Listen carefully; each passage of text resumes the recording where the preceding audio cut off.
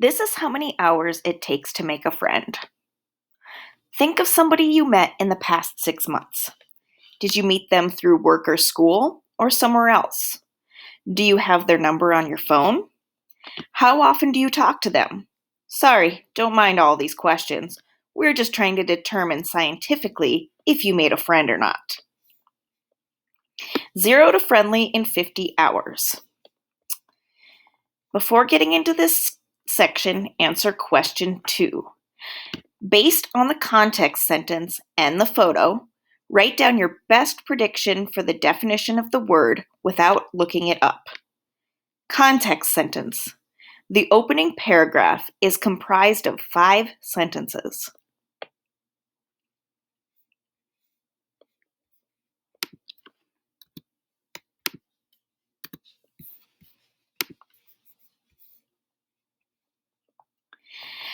Check out one of the most heartwarming scientific studies of all time.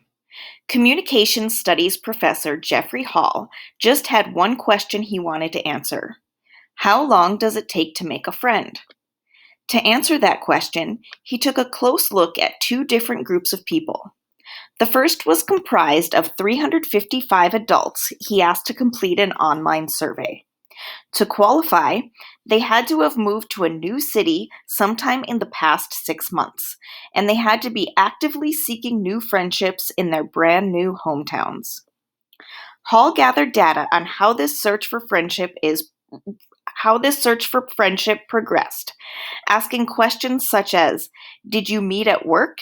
How much time did you spend together per week? And do you usually do fun activities together, or do you usually accomplish necessary tasks instead? The second group of participants was also adjusting to new circumstances. This younger group consisted of 112 freshmen who had just moved to Lawrence, Kansas to attend KU.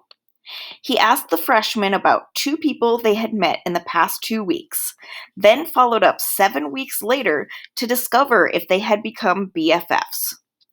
Taken together, the data from these 2 groups painted a pretty clear picture of how friendship develops.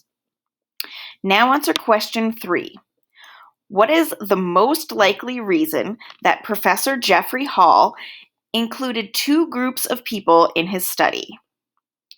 Is it to show how online surveys are delivered and how in-person surveys are delivered?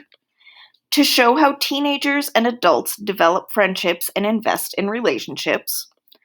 To include people from different economic groups? Or to increase the likelihood of meaningful results by including different groups of people? I am selecting the last answer at random. It is not necessarily the correct answer.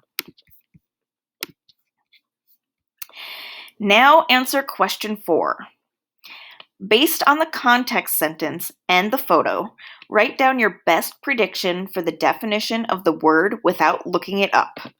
Context sentence. I don't have much time for leisure during distance learning.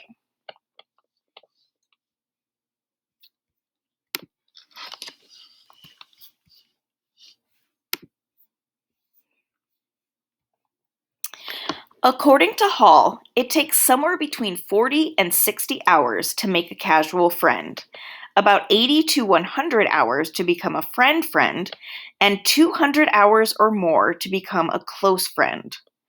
But these can't be just any hours. Leisure time makes friends much more effectively than hard work does. Beyond that, as a friendship gains momentum, it's likely to continue in that direction. As the volunteers' relationships transitioned from acquaintance to casual friend to close friend, the people would spend even more time together, creating a snowball effect that forged closer friendships. That effect was most strongly seen in the youngest participants, whom Hall noticed were willing to spend up to a third of their waking hours with their new buddies. Friends for life. And before continuing in this section, answer question 5. Based on the context sentence and the photo, write down your best prediction for the definition of the word without looking it up. Context sentence. He felt a sudden compulsion to drop the bucket and run.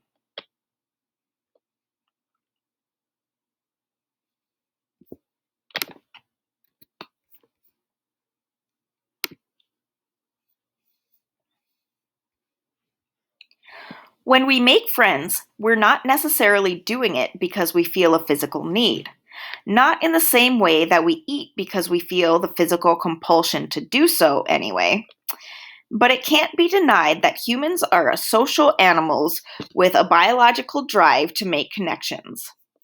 And some other studies have been able to quantify exactly what friendship does for us. Remember those two groups of participants and how the younger group was more willing to devote numerous hours to making friends? That pattern might have a biological basis. According to a 2015 study that Hall used to guide his research, having friends has a positive effect on your lifespan, but what kinds of friends depends on your age. For younger people, it's more important to have many friends, but the quality of those relationships doesn't have a significant effect on lifespan. After a decade or so, however, that ratio flips. For people in their 30s, it's the quality of their relationships and not the quantity of them that counts.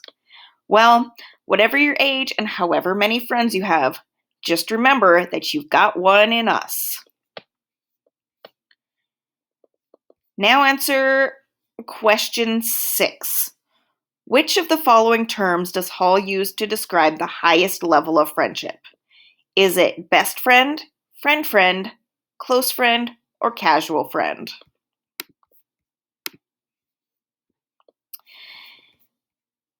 After completing all of the highlights instructed in the notes along the side of the test, answer questions 7 and 8. Question 7. How well does this research match up with your experience of making friends? Use examples from the text and your own experience to support your response.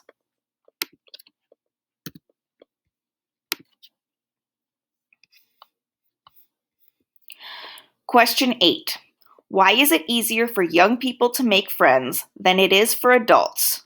Use evidence from the article to support your answer.